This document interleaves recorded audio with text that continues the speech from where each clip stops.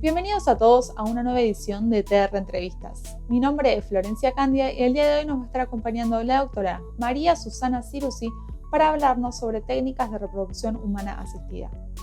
La doctora es especialista y magíster en bioética, forma parte del Comité de Ética del Hospital Garrahan, es secretaria de la Subcomisión de Derechos del Niño de la Sociedad Argentina de Pediatría y es profesora de posgrado y doctorado tanto en la Facultad de Derecho como en la Facultad de Medicina de la UBA.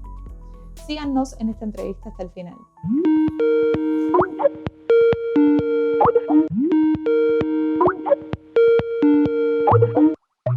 ¿Cómo están reguladas las técnicas de reproducción humana asistida en nuestro país? Bueno, en nuestro país la primera regulación es una regulación legal. Se reguló a nivel nacional y luego a nivel provincial, donde se establecieron conforme la complejidad de las técnicas, en técnicas de alta y baja complejidad. Y el menú de técnicas queda librado a la evolución que vaya presentando conocimiento científico, y es algo que el Ministerio de Salud va a ir incorporando, un poco como se hace con la definición de estupefacientes y qué es lo que se entiende como por estupefacientes, que se va actualizando sin necesidad de modificar la ley. Y además el Código Civil contempla las técnicas de reproducción asistida de manera general, no de manera muy específica, como una de las formas de adquirir las relaciones parentales en la familia, y el tema del consentimiento informado. ¿Es obligatorio que los centros de fertilización realicen determinados estudios genéticos para llegar a prevenir algún tipo de malformación antes de realizar estas técnicas? En general, no hay una regulación legal al respecto, lo cual sería bastante bueno, porque también la ciencia también avanza en este sentido. Algo que hasta hace poquito tiempo no se podía detectar, hoy en día sí es factible de ser detectado y de tomar decisiones a raíz de, digamos, ese diagnóstico temprano que se puede hacer. Entonces, los centros de fertilización asistida deben pesquisar en determinadas enfermedades genéticas cuando se reúnen determinados requisitos, como por ejemplo que haya antecedentes familiares de esa enfermedad genética, o que alguno de los padres sepa que padece o lleva en sí mismo el gen defectuoso, como se le menciona, o en determinado tipo de patologías en los cuales se puede sospechar la posibilidad de transmisión de alguna enfermedad genética. Pero no hay una obligación de pesquisa general, como por ejemplo pasa con la pesquisa neonatal, que sí está regulada, pero que se realiza una vez nacido el niño. En los primeros momentos de nacimiento, por ley, están obligados a pesquisar, entre ellos la fibrosis quística, bueno, y una serie de patologías genéticas, una vez que el niño nace, para tener un diagnóstico temprano y poder actuar en consecuencia. Pero no hay la posibilidad, digamos, obligatoria de diagnóstico preimplantatorio, por ejemplo, salvo que vos lo pidas expresamente. Y entonces, digamos que ante esta no obligatoriedad, podría decirse que tampoco podrían llegar a incurrir en algún tipo de responsabilidad civil, o podría ser así. ¿O qué ocurre, por ejemplo, si una persona lo solicita y el centro se niega a hacerlo porque no está obligado? Acá hay que dividir, ¿no? Porque una cosa son las obligaciones legales y otra por ahí las obligaciones éticas.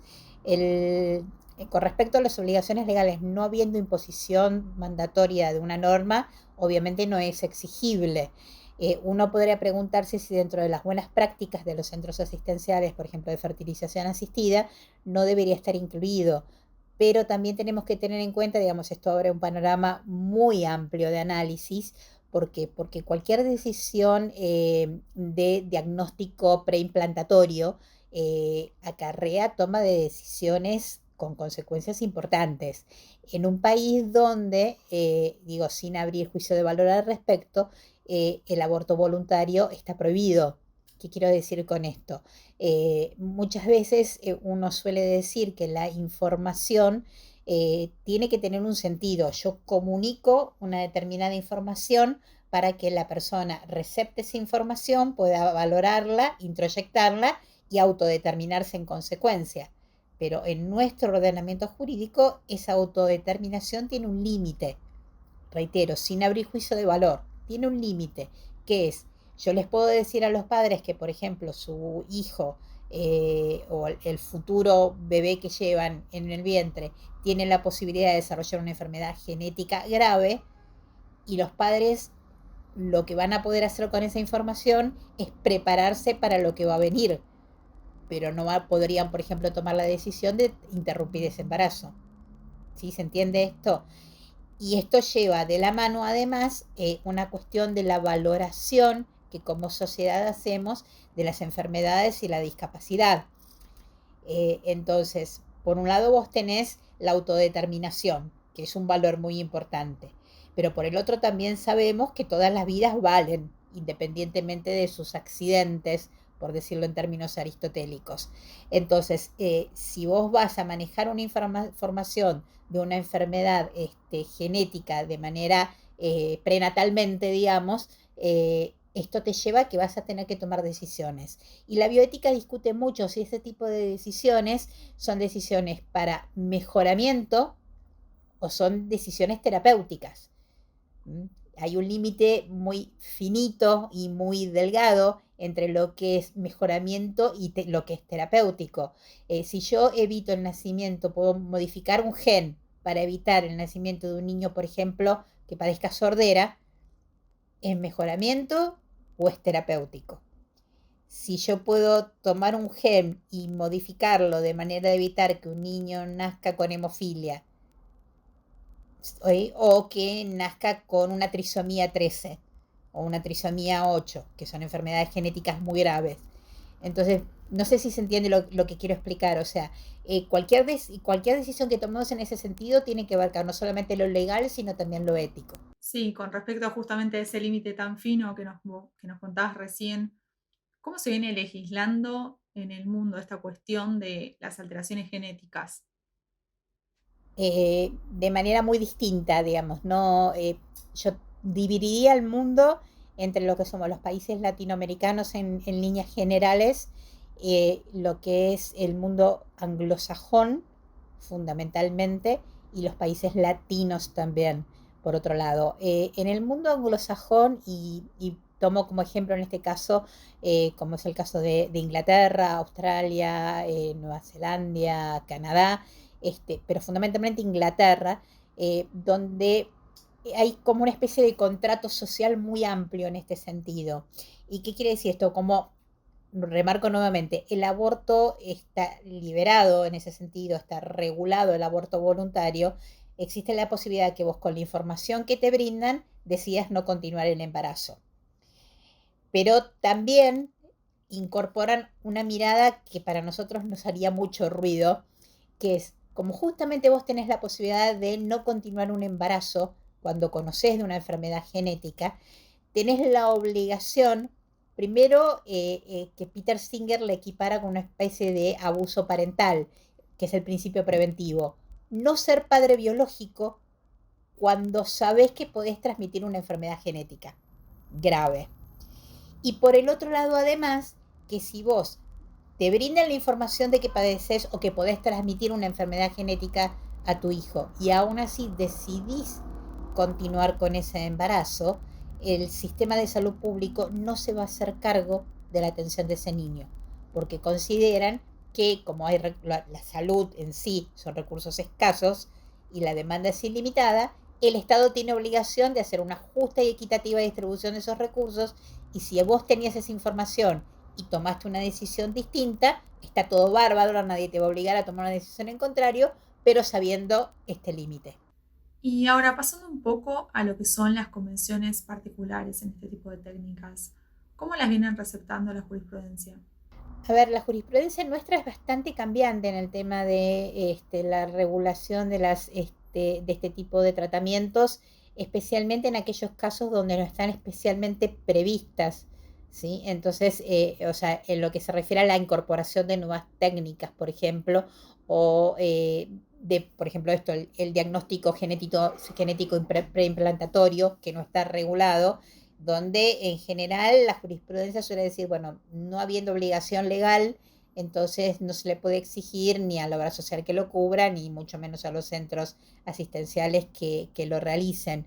Y esto dificulta bastante porque hay, por ejemplo, con lo que se llamaba popularmente el alquiler de vientres o la maternidad subrogada, o la maternidad sustituta, donde tenés fallos que lo receptan, a pesar de que no está incorporado expresamente en la legislación, y hay quienes te dicen, mire, en el proyecto del Código Civil estaba, cuando los legisladores lo trataron, lo sacaron.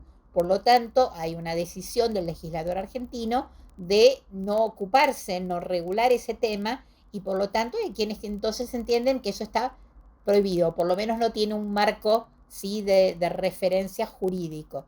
Y hay quienes, en mi caso, por ejemplo, que entiende, como dice el artículo 19 de la Constitución, que en materia de derechos individuales todo aquello que no está expresamente prohibido está permitido y que la ausencia de regulación no puede ser un obstáculo para el ejercicio de derechos individuales. Entonces, teniendo en cuenta además que nuestra jurisprudencia, vos fíjate las contradicciones, nuestra jurisprudencia fue una de las primeras jurisprudencias latinoamericanas que reconoció la filiación por sustitución en el extranjero. O sea, padres argentinos que hicieron alquiler de vientre en el extranjero, trajeron a su hijo para anotarlo acá como hijo propio, y la jurisprudencia, a pesar de no tener una regulación específica sobre el tema, reconoció el lazo filiatorio. Entonces, reconozco por un lado el lazo filiatorio, pero por el otro me niego a reconocer el mecanismo a través del cual llego a ese lazo filiatorio. ¿Sí? ¿Se entiende esto? Esto es muy contradictorio. Recientemente hubo una sentencia en la que consideraron que admitir la gestación por sustitución implicaría contrariar las normas de orden público. Justo se dio en el marco de una solicitud que había hecho una pareja homosexual. ¿Qué opinas de esto? Yo realmente no veo cómo contraría el orden público una decisión que es parte de la intimidad de dos personas o de una persona, porque digamos, también tenemos las familias monoparentales, y que además lo que procura es, digamos, garantizar los derechos del niño, ¿no? En este caso la filiación, nada más y nada menos, el derecho a la identidad. Así que me resulta extraño poder entender una visión que hable de violación del orden público en ese sentido. Me parece que además, a ver, el derecho no puede ser ignorante de la realidad. Hay una realidad, y una realidad que se da no solamente en nuestro país, se da en el mundo entero, y que dejarla huérfana de un marco regulatorio de referencia lo que hace es, y esto nos pasa en muchísimas situaciones, no solamente en el tema que estamos tratando, lo que hace es crear una situación de desigualdad, primero, fundamentalmente, y una situación de desigualdad centrada en la vulnerabilidad. Quienes por ahí tienen mayor poder adquisitivo lo pueden afrontar de una manera distinta a quienes por ahí tienen menor poder adquisitivo o menores, digamos, facilidades, y herramientas personales para poder lidiar con esta situación. Y además es un terreno fértil para la especulación y para aquellas personas que buscan otro tipo de beneficio que no sea el beneficio humanitario, por expresarlo de alguna manera. Y por último, Susana, ¿qué ocurre con el fenómeno de los llamados bebés de diseño? Bueno, ahí, digamos, en el mundo también se da este fenómeno. Antes hablamos un poquito de lo que era la cuestión terapéutica o la cuestión de mejoramiento, que es lo que viene de la mano del concepto de bebé de diseño o bebé medicamento, en los cuales eh, hay quienes, por ejemplo, tienen un hijo con una determinada enfermedad y entienden, conforme el conocimiento médico, que la forma de curar a ese hijo es teniendo un hijo histoidéntico.